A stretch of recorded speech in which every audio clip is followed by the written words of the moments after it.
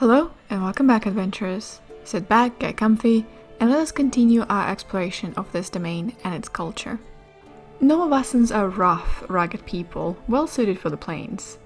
All men, noble or poor, grow long mustaches and use wax to shape them into stiff and sometimes elaborate curls. A Nova Vaasan proverb holds that a man without a mustache is like a horse without a tail. Given the pride they take in their mustaches, it should come as no surprise that men who wish to humiliate an enemy or a rival will seek to cut his mustache short or shave it altogether. Nova Vaasan clothing, predictably, varies greatly between the social classes. Commoners' clothing is drab, practical, and of poor quality. The clothing of the poor is never dyed and predominantly dirty white or light brown. In contrast, aristocratic vestments are brightly colored and cared for meticulously. Men wear ostentatious riding breeches that flare from waist to knee and tied from knee to ankle.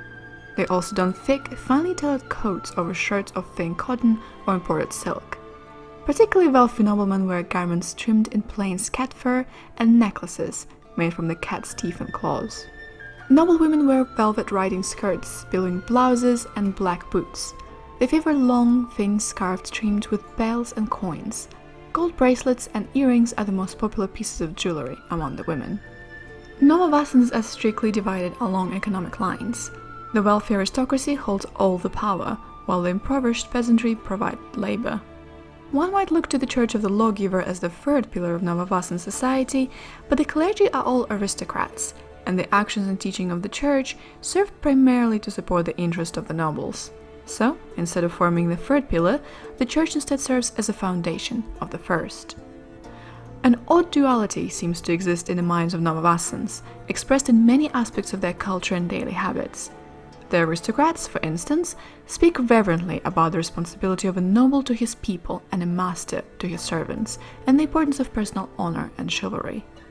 The commoners talk of duty to one's superiors, the sanctity of law and order, and the primacy of their community.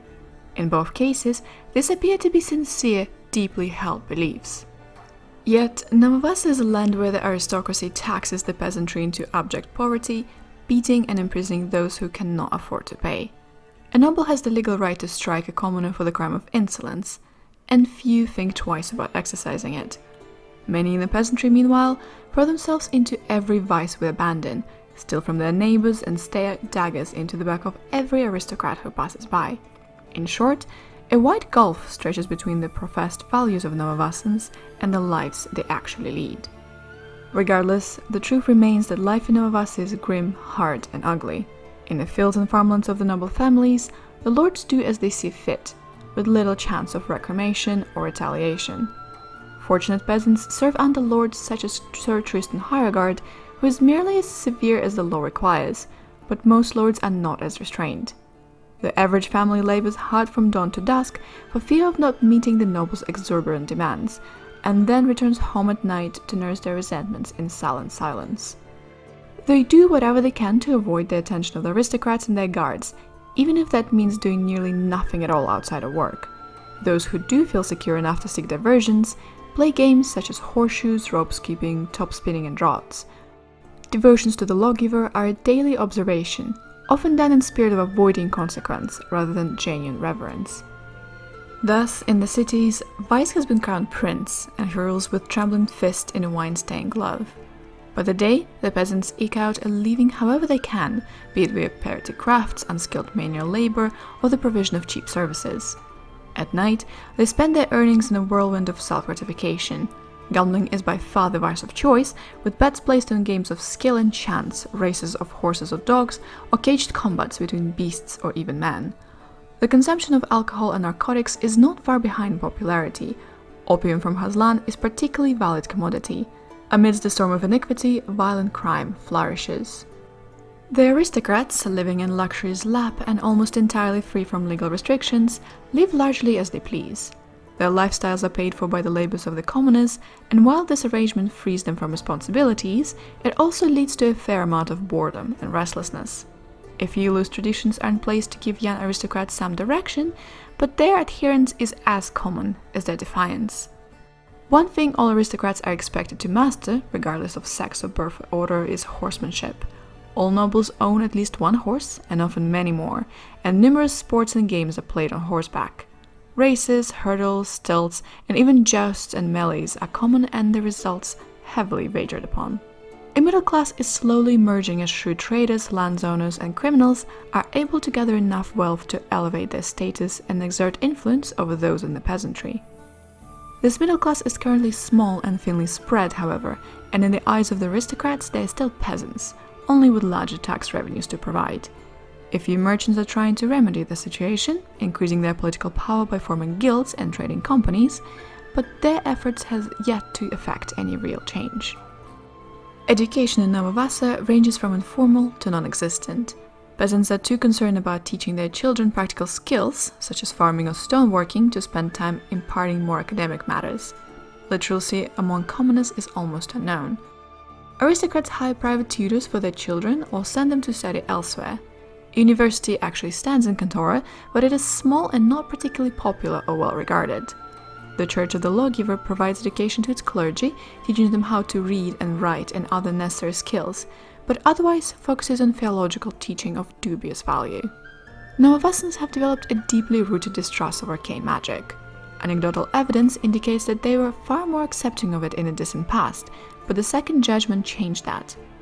The Church of the Lawgiver in Nova Vaasa has banned the practice of arcane magic as blasphemy, claiming that its spread was one reason that Lawgiver handed down the judgment. Suspected practitioners are frequently imprisoned. Divine magic is accepted if, and only if, it flows from the Lawgiver. When the Church of the Lawgiver deigns to admit the existence of other gods, it places them in subordinate roles, labeling them as servants of the Lawgiver and essentially powerless in their own right. Therefore, according to the church dogma, any cleric performing miracles in the name of a god other than the Lawgiver must be a liar and a heretic, drawing his magic from arcane or even demonic sources. At the heart of the Church's beliefs is an unwavering dedication to order and law, and to the rightness of the established order. The Church holds that an evil comes from Mitari, or rebellion, a malevolent force that is often performed as an evil anti-god. Mitari is seen as a nihilistic that drives individuals to destroy the natural order in the name of self-interest and self-gratification. The Church considers rebellion against establishment authority a deadly sin.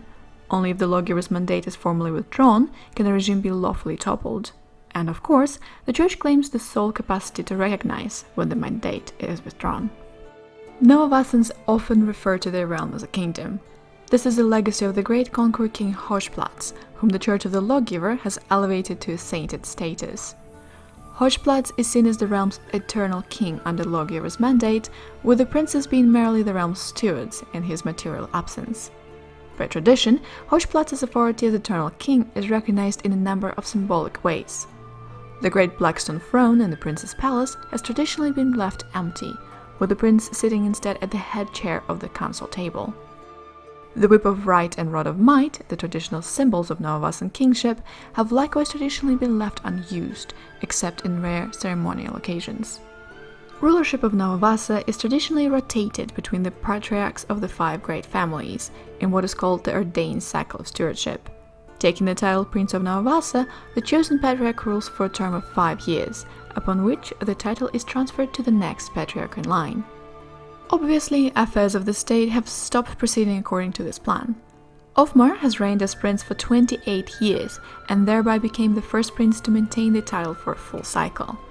Were the ordained cycle still being observed, power would rightfully be in Bolshevik hands, but only until the end of this year, after which Riftov would traditionally assume power. As the year continues, renewed pressure is mounting from Riftov's investors for Ofmar to step down and let the cycle resume, but Ofmar shows no signs of being moved to acquiesce. It appears that the current state of government will persist for the foreseeable future. Thank you so much for your time, patient listeners. Nova Vaasan traditions are as righteous as they're deadly. Don't forget that if you're about to strike a nobleman. But for now, as always, be careful while crossing the mists.